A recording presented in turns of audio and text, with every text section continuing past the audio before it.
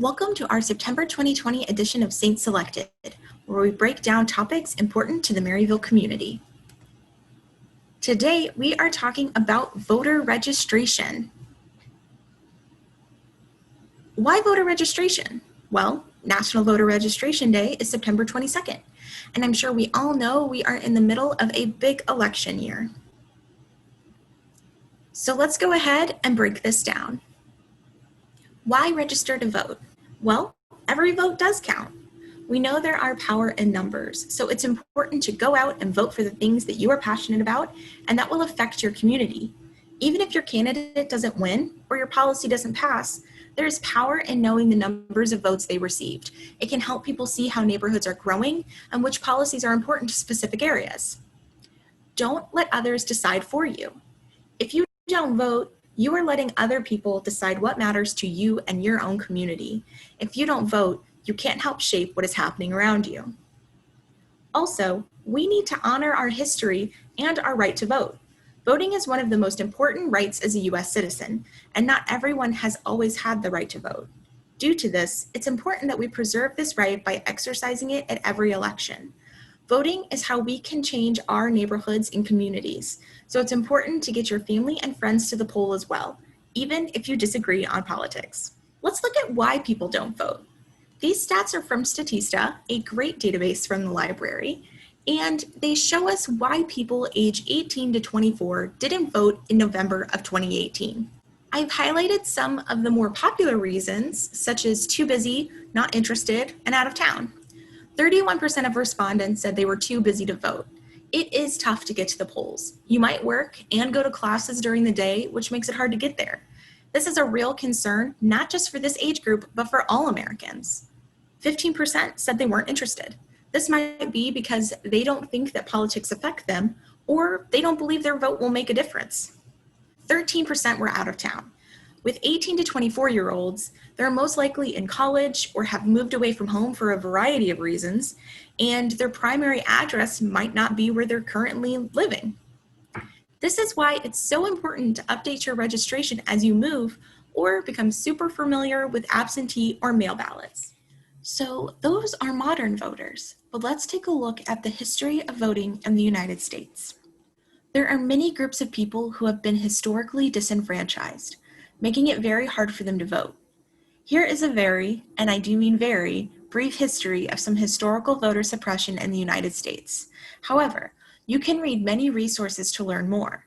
We will show you those in just a second. The 15th Amendment, Grandfather Clause, Jim Crow, and the 24th Amendment are all key points of the history of voting for Black Americans. While the 15th Amendment technically gave the right to vote to Black men, there were many barriers then put in place to make it almost impossible for them to exercise this right. And keep in mind, this amendment didn't include Black women. Poll taxes, literacy tests, and segregation were some of the major roadblocks to keep Black people from voting. It wasn't until the Voting Rights Act of 1965 that most of these barriers were abolished. Women also have been historically disenfranchised group. The 19th Amendment would ultimately give women the right to vote. It was introduced to Congress in 1878, but wouldn't actually be ratified until August 26th of 1920.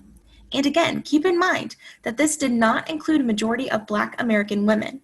They would have to wait almost 5 decades before they could exercise this right to vote. But voter disenfranchisement isn't a thing of the past. Many groups still struggle with their right to vote. One of the groups talked about most frequently are people who have been incarcerated. This map to the left shows, as of 2019, the rules around voting if you currently are or at one point have been incarcerated. This is an interesting topic if you also take a look at the percentage of people incarcerated. Due to modern mass incarceration, we can see an interesting pattern on whose votes are being suppressed by these laws. You can find that information in the Saints Selected September 2020 guide if you're interested in learning more. So that brings us to, what can we do next? Well, you can register to vote. You can use this website to either register or check your registration in the state of Missouri. You can also find many opportunities around campus to both register or check your registration this fall. You can change your address to be able to vote in person, Or you can get an absentee voting ballot to vote at your primary residence, which might be out of town or even out of state. Really, one of the main things we can all do is help one another get to the polls. Carpool with friends and family, get your ballots to the post office on time, and encourage your peers to participate in the democratic process. Want to learn more about this topic? Well, this was a very quick overview. There is always so much more that we can explore. Check out these books to learn more about voting rights, voting disenfranchisement, the suppression of votes from particular geographic regions or populations, and ultimately, just why voting matters. As always, we cite our sources at the Maryville University Library, so please feel free to check out these resources by finding them in the September 2020 Saints Elected Guide to learn more.